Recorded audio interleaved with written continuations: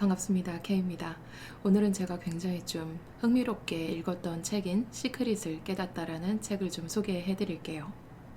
일단은 제목에서부터 시크릿이라고 하면 우리가 잘 알고 있는 끌어당김의 법칙, 이것을 좀 설명하는 어떤 오묘한 책이 아닐까라고 이제 나름 생각을 하시는 분들이 있었을 거예요. 그런데 그냥 막연하게 어떤 비법이 있지 않을까라는 걸로 접근하셨다고 한다면 여러분 이 책을 딱 펴주신과 동시에 나의 생각이 굉장히 좁았었구나 라는 걸 아마 깨달으실 수 있을 겁니다. 그만큼 이 책에 들어간 어떤 그 에고가 좋아할 만한 이성적인 논리로 주장을 펼치는 것들이 정말 빽빽하게 들어있는 책인 것 같고, 일단은 동양과 서양의 그런 끌어당김의 법칙에 관련된 내용을 아주 잘 엮어서 이론적으로 이렇게 체계적으로 좀 정리를 해놓으셨다고 생각을 합니다. 그래서 종전에 나는 끌어당김의 법칙에 대한 것을 다 해봤다. 그런데 그렇지만 그럼에도 불구하고 여전히 나는 요만큼의 어떤 의문점이 좀 있다. 풀지 못한 것이 있다. 라고 생각을 하신다면 아마 이 책이 좀 여러분들에게 그런 항상 딴지 걸기 좋아하는 에고에게 뭔가 깨우침을 줄 수 있지 않을까, 그런 생각에서 오늘 이 책을 좀 골라봤습니다. 일단 이 책에서 말하는 시크릿을 좀 성공적으로 할 수 있는 방법은 비이원성에 대한 올바른 에고의 이해이다 라는 것 같아요. 그래서 보면은 책의 초입부터 이 지은이가 얘기를 하고자 하는 것이 뚜렷하게 나오게 됩니다. 바로 뭐냐 하면 비이원성에 대해서 우리가 알고 넘어가야 된다라는 거예요. 그게 바로 끌어당김의 법칙, 시크릿의 핵심적인 이론이라는 거죠.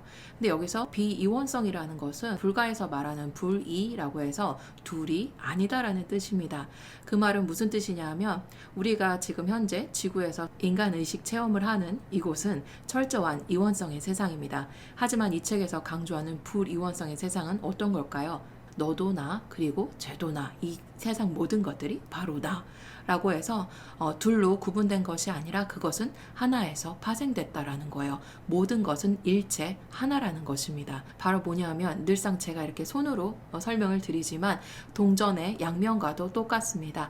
동전은 우리가 봤을 때는 하나임이 틀림이 없습니다. 그렇죠? 하지만 동전을 따지고 보면 앞면과 뒷면이 있습니다. 이건 뭘까요? 맞아요. 우리가 살아가는 이원성의 세상입니다. 하지만 이 동전의 다른 두 면은요, 하나에서 시작됐죠. 이것이 여러분들이 이원성과 비이원성을 이해하기 좀 가장 쉬운 예인 것 같습니다. 이렇게 이원론은 존재와 인식의 이 상태가 이미 분리되어 있는 상태고요. 그 다음에 비이원성은 존재와 그리고 인식의 이 주체가 하나임을, 동일함을 나타냅니다. 그래서 우리가 폭넓게 사고를 하자면 이렇습니다.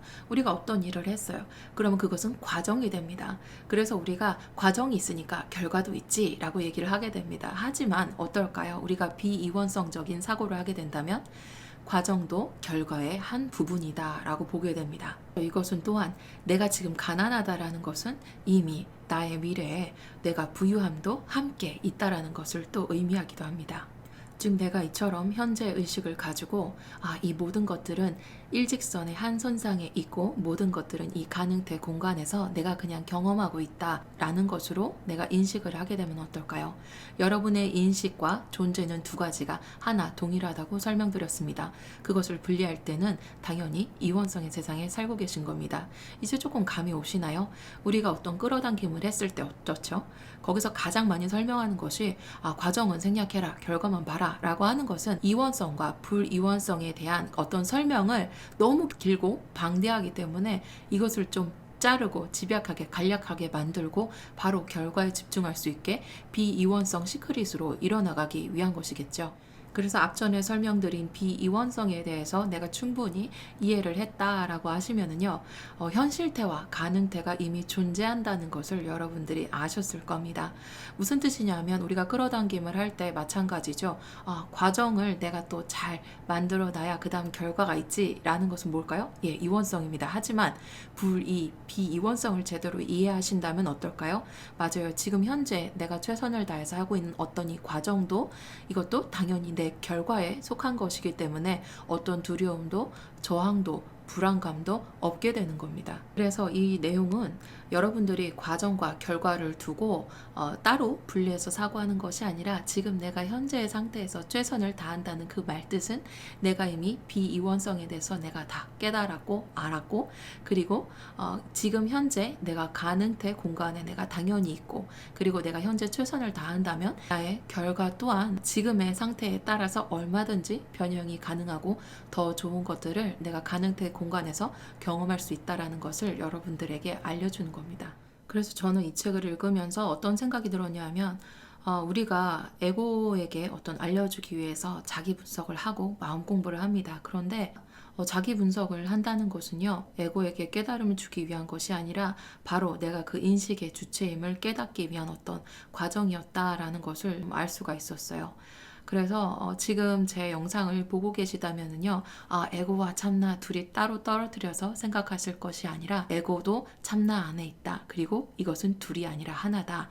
라는 것을 아셨으면 좋겠고, 그리고 제가 분석을 하다 보면 그래요. 에고가 가지고 있는 어떤 성격, 특징, 성향, 이 모든 것들은요, 사실은 원래 내 참나, 고유의 어떤 성질과도 똑같습니다. 그래서 비이원성에 대한 이해를 여러분들이 이 책을 통해서 확실히 확고히 좀 이해를 하셨으면 좋겠고요. 근데 그 이해는 참나가 아니라 여러분의 에고에게 아주 딱 좋은 내용들일 겁니다.